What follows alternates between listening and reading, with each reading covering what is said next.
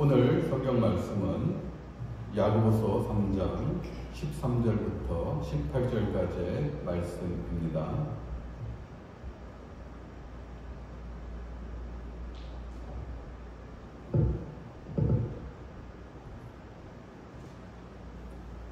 말씀을 함께 봉독하겠습니다.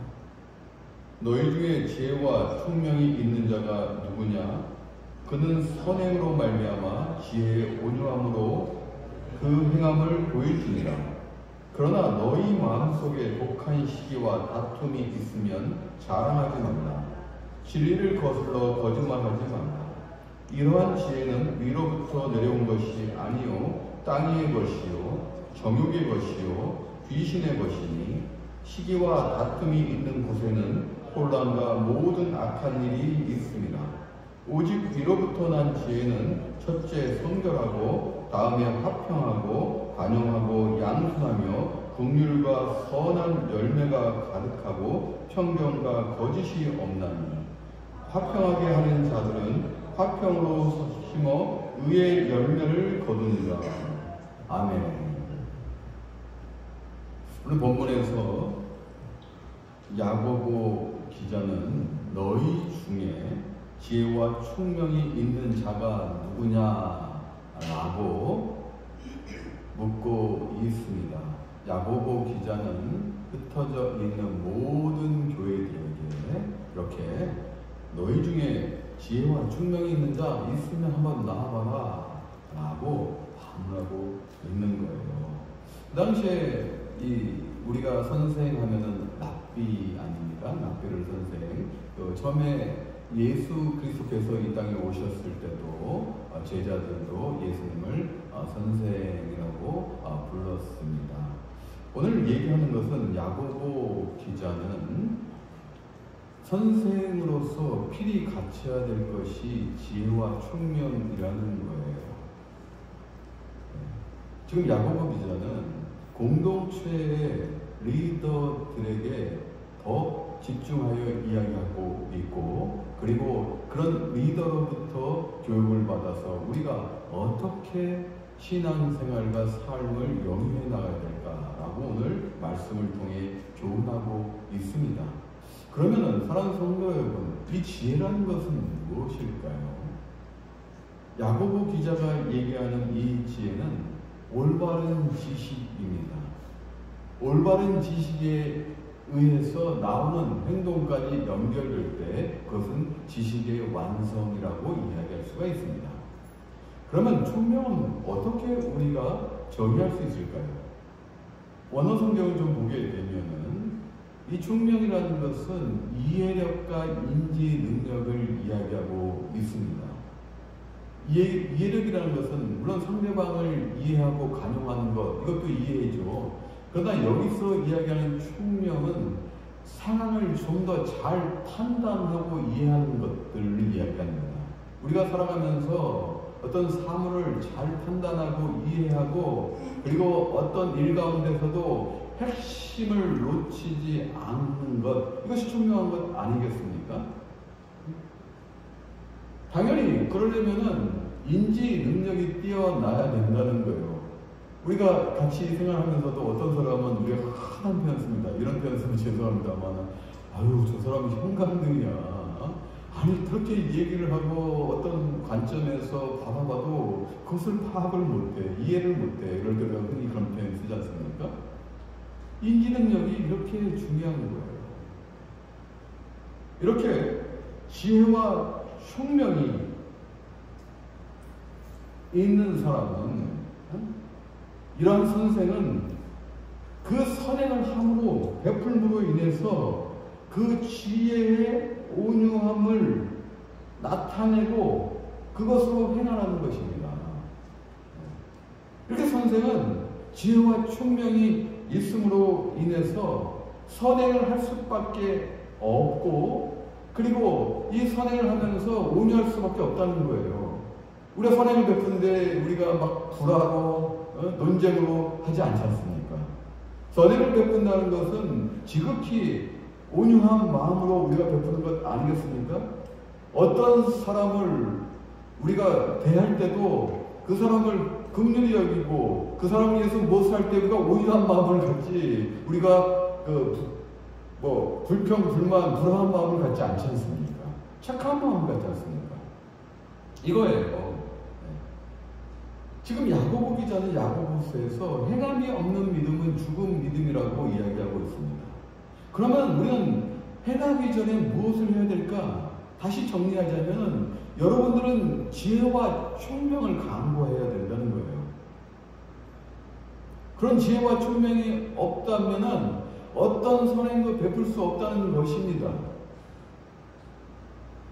야고보 기자는 계속해서 이야기합니다. 14절에 그러나 너희 마음속에 독한 시기와 다툼이 있다면 그러한 사람들은 선생이라고 이야기할 수 없는 그들은 참된 지혜와 이해력을 보여주는 것이 아니라고 언급하고 있습니다. 그러므로 14절 후반부에 그러므로 자랑하지 말라, 진리를 거슬려 거짓말하지 말라고 조언하고 있습니다.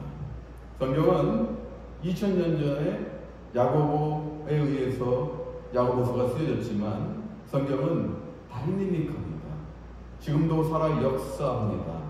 2000년이 흐른 지금 이 시간에도 이 말씀은 우리에게 역사하고 있는 거예요. 우리에게 주어지고 있다는 뜻입니다. 그러므로 참된 지혜에서 나오지 않는 것은 독한 시기와 다툼이라는 거예요. 이것은 거짓이라는 것입니다. 참된 지혜의 열매가 아닌 진리를 거슬리는 거짓에서 나오는 것이라는 거예요.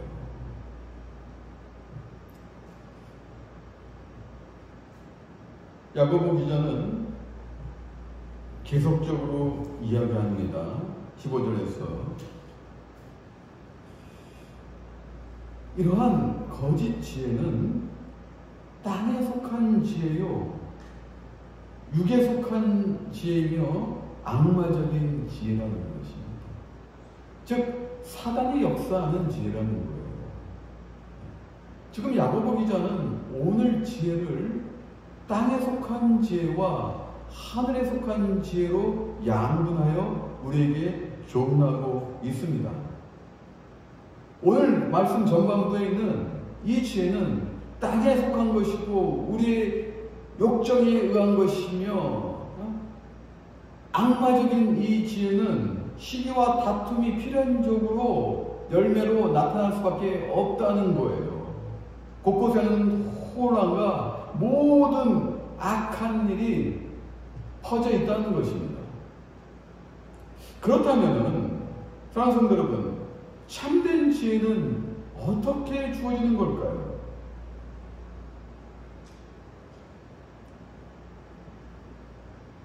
여러분들은 그러면 어떤 지혜를 구해야 될까요?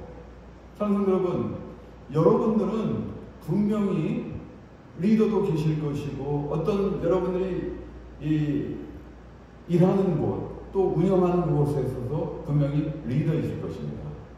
그리고 지금 이 시간에 난 리더 아니야, 나는 그냥 평범하게 살아가는 사람이야 라고 주장하시는 분도 큰 꿈을 가졌어요. 여러분들은 리더로 성장하여서 이 세상을 지배하시고 운영해 나가셔야 됩니다. 여러분, 목회자 한 명은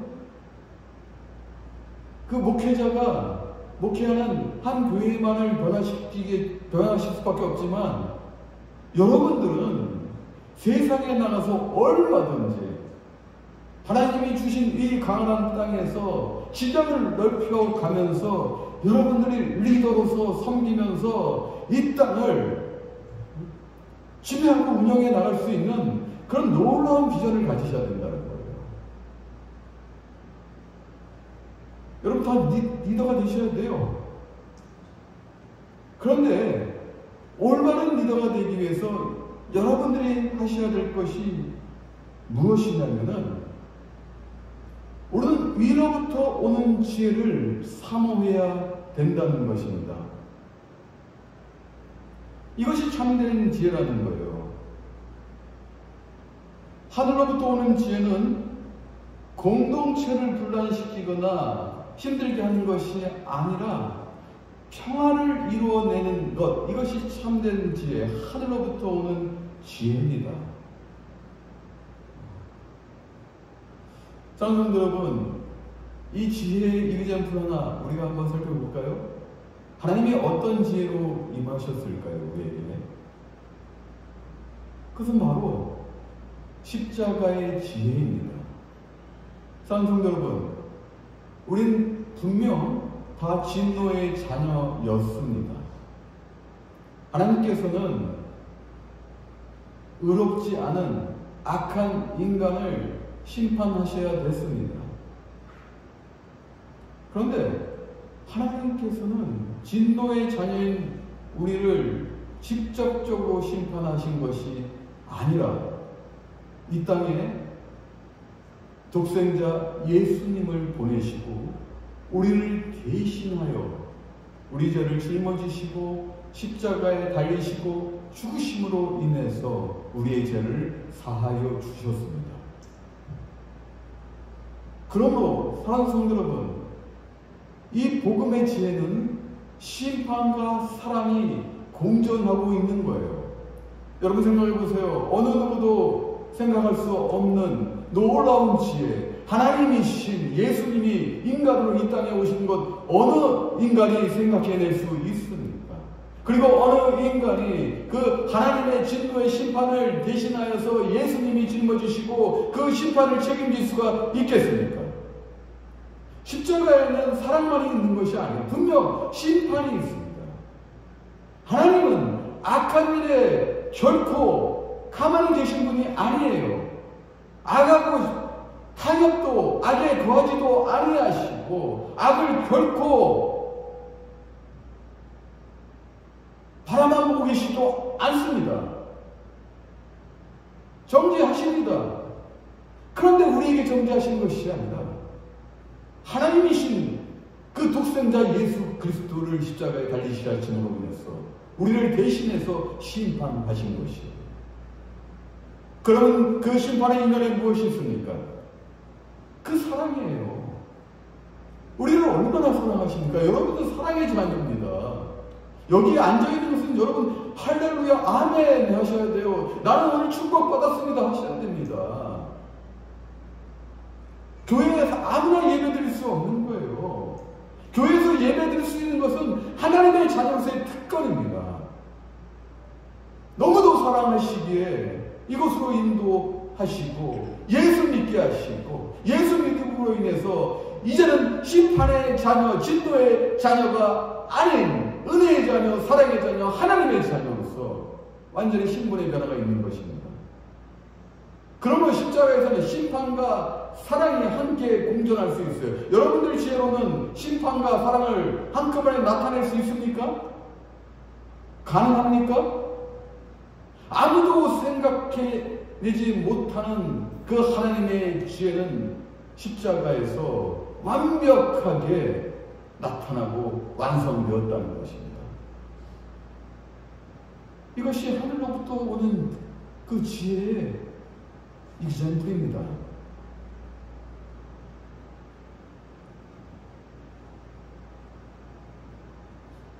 사랑하는 여러분, 그러므로 하늘로 오는 지혜는 우리가 화평을 이루어낸다고 할 수가 있어요. 여러분, 화평이라는 건 무엇입니까? 사전적 의미만 우리가 살펴봅시다. 사전적 의미는 개인 간이나 나라 사이의 충돌이나 다툼을 이야기합니다. 화평은 개인 간이나 나라 사이의 충돌이나 다툼이 없는 그 평화로운 상태를 이야기하는 것입니다. 제가 잘못 얘기했네요.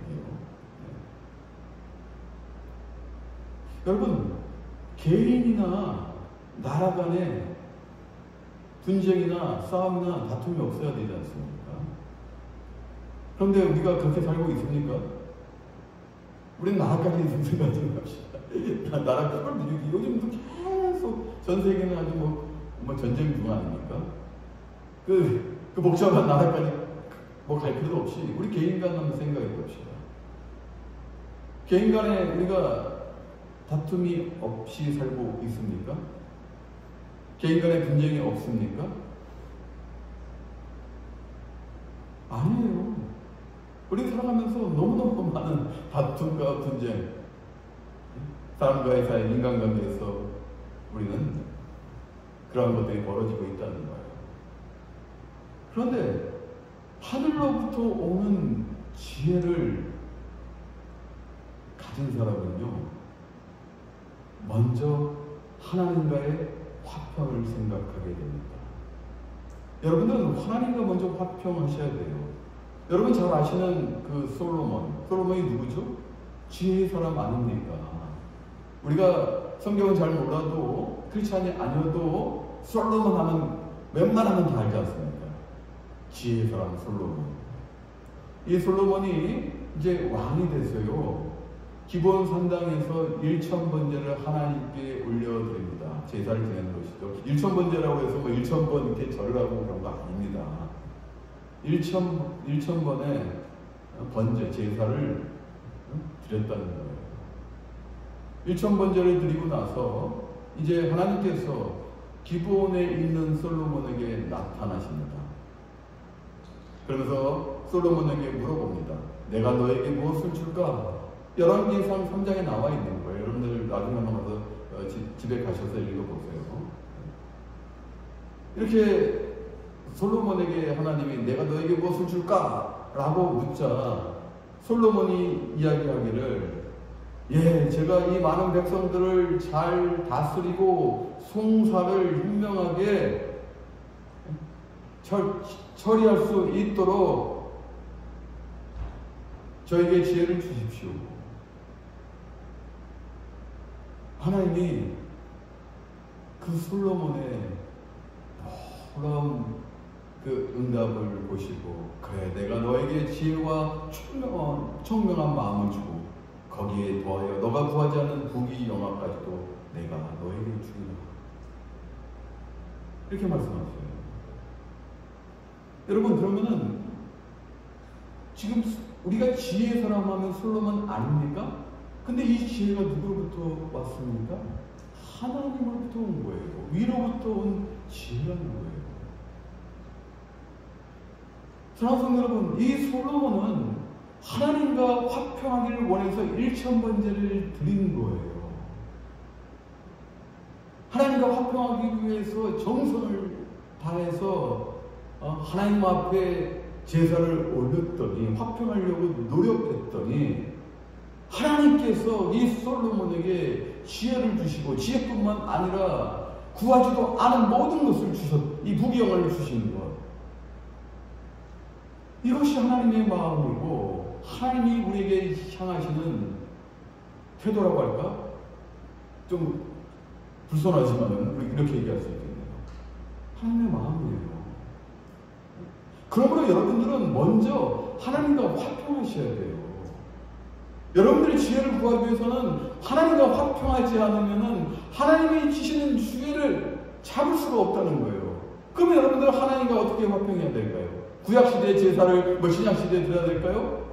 아니죠. 이제는 예수 그리스도로 인해서 그 단 한 번의 제사로 인해서 우리는 더 이상의 동물의 제사, 유한한 제사를 드릴 필요가 없다는 거예요. 한 번의 그 무한한 제사로 인해서 여러 분들은 이제는 더 이상의 동물의 제사가 필요 없는 것입니다. 그러면은 이 신약 시대에 여러분은 어떻게 하나님과 화평할까요? 가장 기본으로 돌아가셔야 돼요.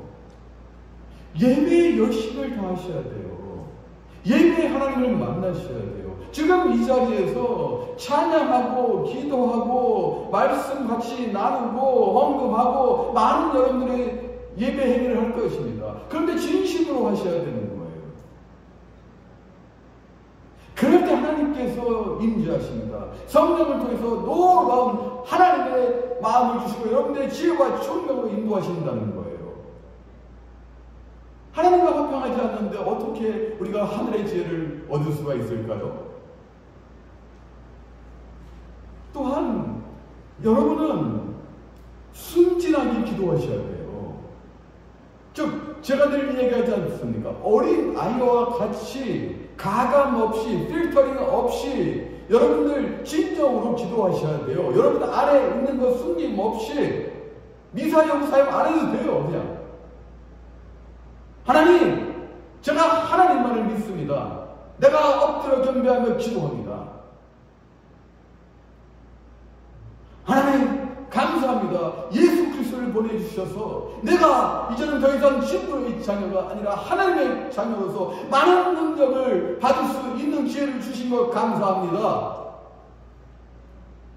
기도하셔야 돼요.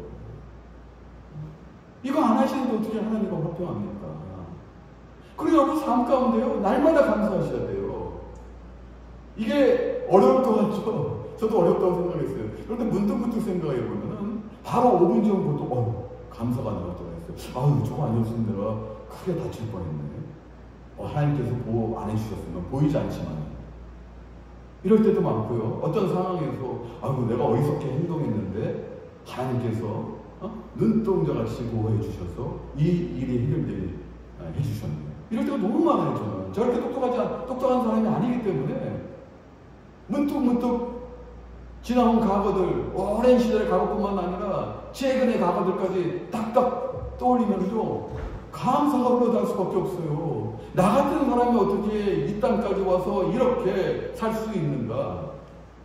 감사가 나올 수밖에 없어요. 그러면 여러분들 그 감사라는 것은 분명한 대상이 있는 것입니다. 위에 계신 하나님이시잖아요. 이것이 화평입니다. 너무 많아요. 화평할 것은 여러분들. 말씀을 게을리하지 않는 것. 요즘 하도 여러분 내가 책 읽으라는 말씀 안 하죠. 그래도 좀 시간 되시면 좀 읽으세요. 시간 되실 때 읽으시고. 그런데 교과서는 꼭 읽으시길 바랍니다. 참고서는 못 읽더라도 우리의 교과서는 성경이잖아요. 많이도 아니에요. 하루에 조금씩이라도 읽어도 관계없어요. 이 종이로 된 데서 안 해도 관계없어요. 여러분 그 스마트폰에 다 있잖아요. 웬만하면 다 깔아놓으셨더라고요. 다른 거 보실 때 그 성경도 한번 그 앱에 깔려있는 그 성경도 한번 좀 보세요. 하나님과 화평해야죠. 지혜를 주죠. 예? 하나님과 화평하지 않는데 그런 노력도 하지 않는데 솔로몬과 같이 그 노력도 하지 않는데 어떻게 우리가 지혜를 하나님께 간구할 수 있겠습니까? 성도 여러분, 지혜는 대저 여호와는 지혜를 주시며 지식과 명철을 그 입에서 내심이며라고 자문기자가 얘기합니다. 전도서 기자는 하나님이 그 기뻐하시는 자에게는 지혜와 지식과 희락을 주시나 죄인에게는 노고를 주시고 라고 이야기합니다. 그러므로 여러분들은 오늘부터 하나님과 화평하시며 노력하시며 지혜와 총명을 가지고 왔어요. 그러면 여러분 삶 가운데 지혜의 열매가 나타나요. 하늘로부터 오는 이 참된 지혜는요, 다툼과 분란과 시기, 질투 이런 거 아니에요. 이 지혜의 열매는 여러분 삶 가운데 첫 번째로 나타난 거 우리 야고보 기자가 이야기합니다. 성결이라고 이야기합니다. 네? 성결은요, 원래는 이 원어의 뜻은 하나님께 가까이 할 수 있을 만큼 순진무구함을 뜻하는 거예요. 가식 없이 어떠한 흠 없이 순진무구하게 하나님 앞에 나아갈 수 있는 것, 이것을 야고보 기자는 성결이라 이야기합니다.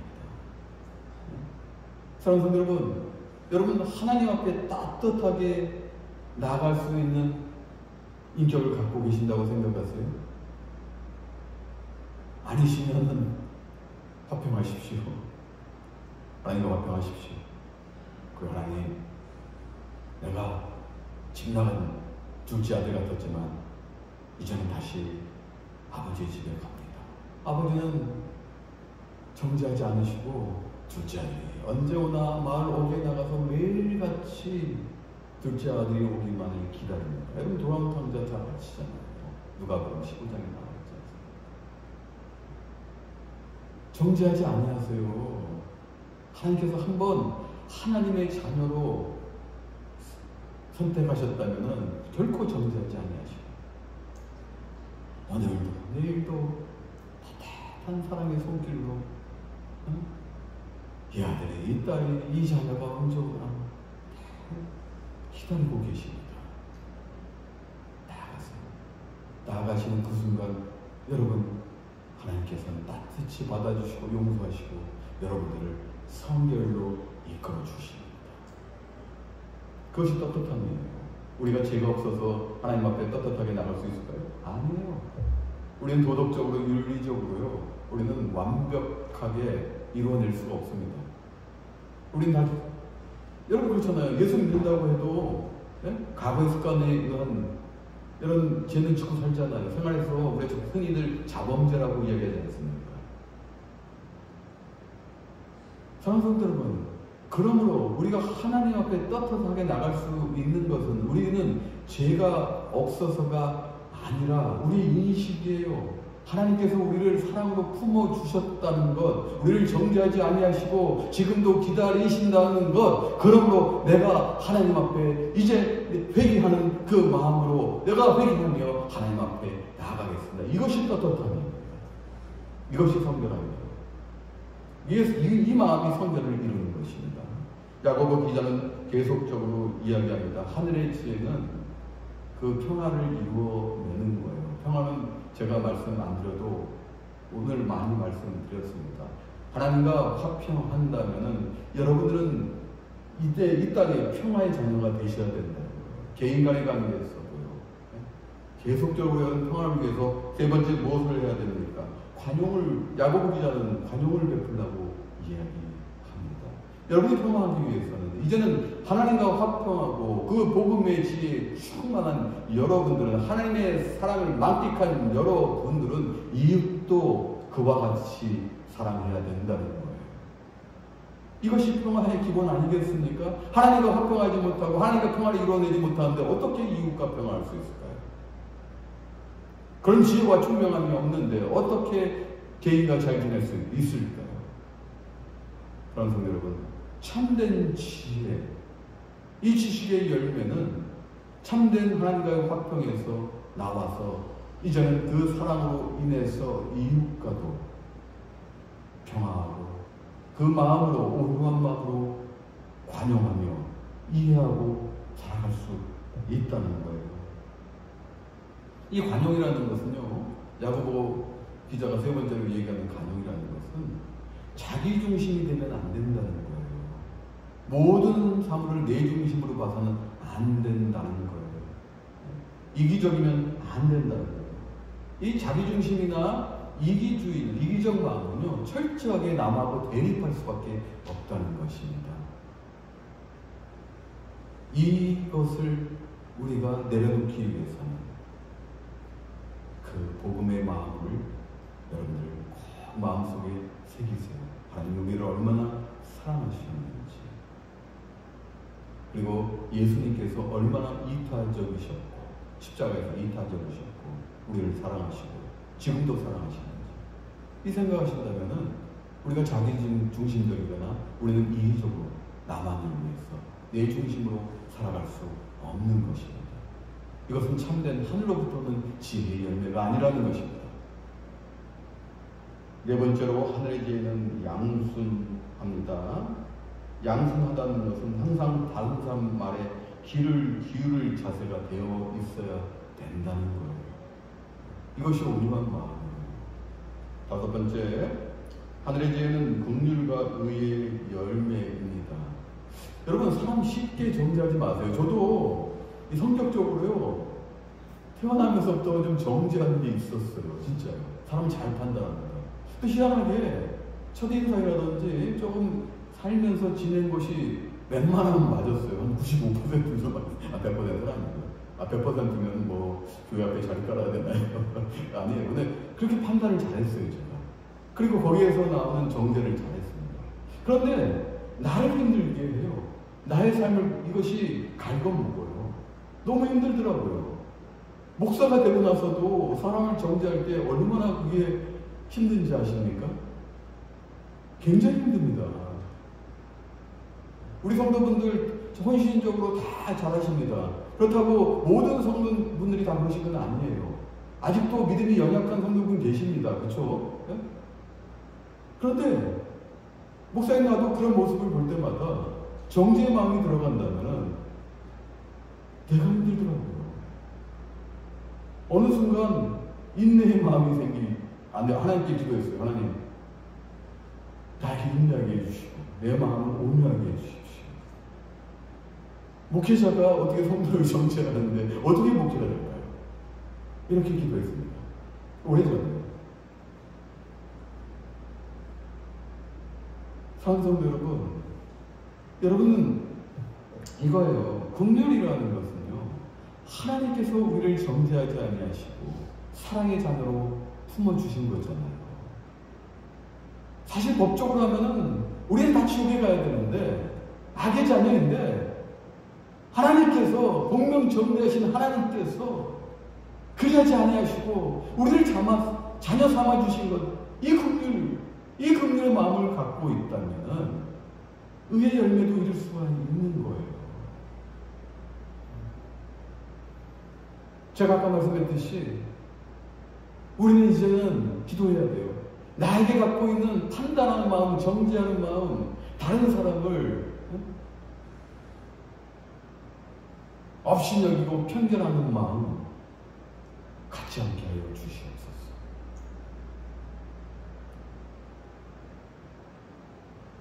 이렇게 되면은 하늘의 지혜는 거짓이 있을 수가 없습니다. 오늘 18절의 결론 부분으로 마지막으로 화평하게 하는 자는 화평을 심어 의의 열매를 거둡니다.